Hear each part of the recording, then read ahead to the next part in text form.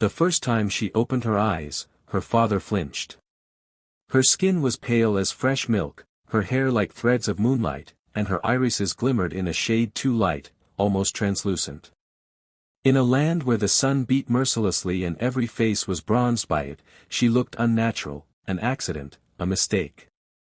The midwife whispered prayers. Her mother wept, torn between awe and dread. But her father, Matteo, a man of hard lines and harder beliefs, turned away as though the child were a blemish carved upon his legacy. He named her reluctantly, Isabel, though the name never passed his lips without bitterness. As the years passed, Isabel learned to move silently, to live in the shadows of her father's disgust. She heard the hiss of words never meant for her ears: curse, ghost, bad omen. When she reached for affection, he recoiled. And in his silence, his disdain became the heaviest chain she bore. One night, when the desert wind howled as if carrying voices of the dead, Matteo made his decision. If God had cursed him with a daughter of snow, then he would rid himself of her. He sold Isabel to an Apache raider for 3 jugs of mezcal and a Spanish rifle, believing he had rid himself of shame. But Matteo had unknowingly set in motion a story that would echo beyond his life, beyond his people. The Apache's claim. The raider's name was Nantan, a man of 30 winters, tall and fierce, his body painted with symbols of thunderbirds and storms. To his people, he was both feared and respected. When Matteo offered Isabel, Nantan expected nothing, perhaps a fragile girl to labor, perhaps a burden. But when he saw her, he froze. Her skin glowed in the firelight as if carved from the moon itself. Her hair shimmered like rivers in the sun. The people who stood behind him gasped. To them, she was no cursed child. She was a vision, a spirit. The white sun has given you a gift, one elder whispered. Nantan nodded slowly, his eyes never leaving Isabel's trembling form. Not a slave. Not a burden. She is mine to protect. She is, he paused, searching for the right word in both tongues, a goddess. Isabel did not understand the Apache tongue yet, but she saw no disgust in his gaze, no recoil at her touch. And for the first time in her life, she did not feel like a mistake. Between 2 worlds. In the seasons that followed, Isabel became part of the Apache band. They gave her food, a place by the fire, and a name, Chachmo, butterfly. Nantan taught her their language patiently, sometimes pointing to objects and repeating words until she understood. She laughed awkwardly at first, her tongue tripping, but soon she spoke enough to answer, to joke, to sing. The children adored her, chasing her pale figure through the desert as though she carried light itself. Yet inside Isabel, storms brewed. She carried memories of rejection, of her father's scorn, and they whispered doubts even when the Apache praised her. She wondered, was she truly divine in their eyes, or simply a strange curiosity? Would their awe fade into contempt, as it had with her father?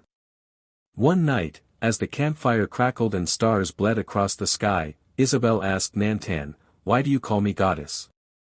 Nantan studied her, his face etched with scars of battle. "Because the people believe you are touched by powers beyond us. You came from the enemy's hands but shine like the moon. You walk between worlds. That is no accident." "But I am just a girl," Isabel whispered. "Then be a girl," Nantan said softly. "Or be a goddess. You may choose. That is the gift the spirits gave you, not us." For the first time, Isabel felt she had a choice. The shadow of Matteo. Meanwhile, Matteo's life unraveled. The mezcal he drank to forget his daughter soured his body. His crops withered under drought. His rifle misfired and cost him his hands flesh in a spray of burning powder. Neighbors whispered that God punished him for casting away his own blood.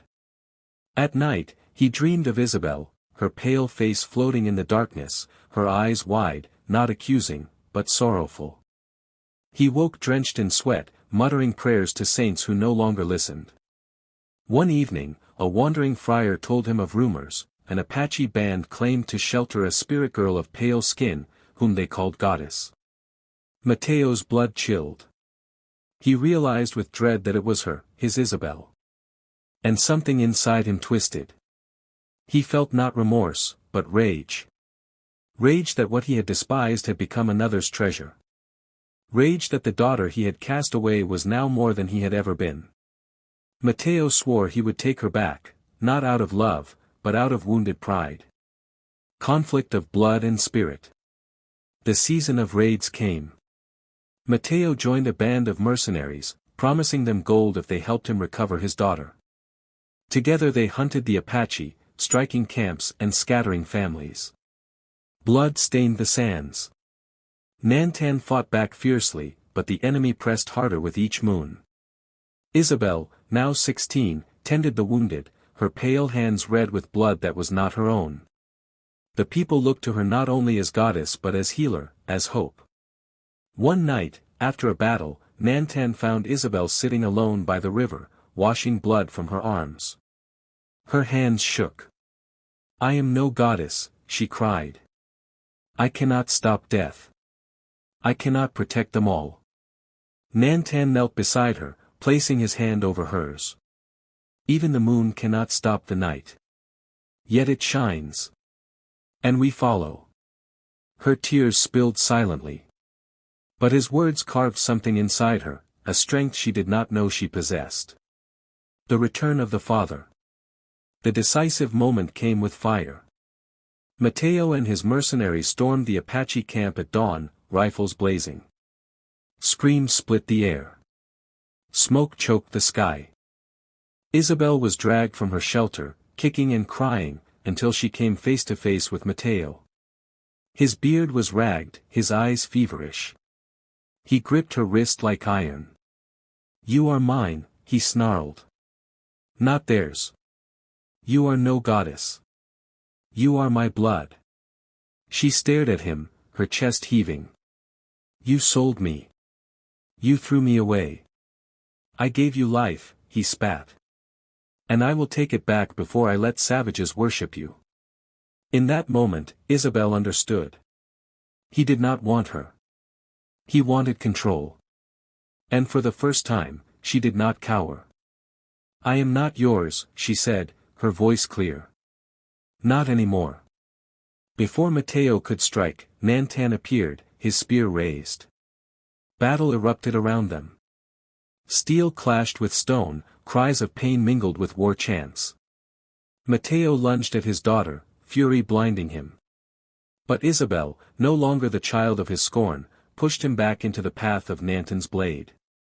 Mateo fell, the desert drinking his blood. His eyes, wide with disbelief, stared at the daughter he had never loved. Conclusion: a goddess by choice. When the battle ended, the Apache mourned their dead but held fast to life. Nantan stood beside Isabel, who gazed at the rising sun, her face streaked with soot and tears. "Your father is gone," Nantan said gently.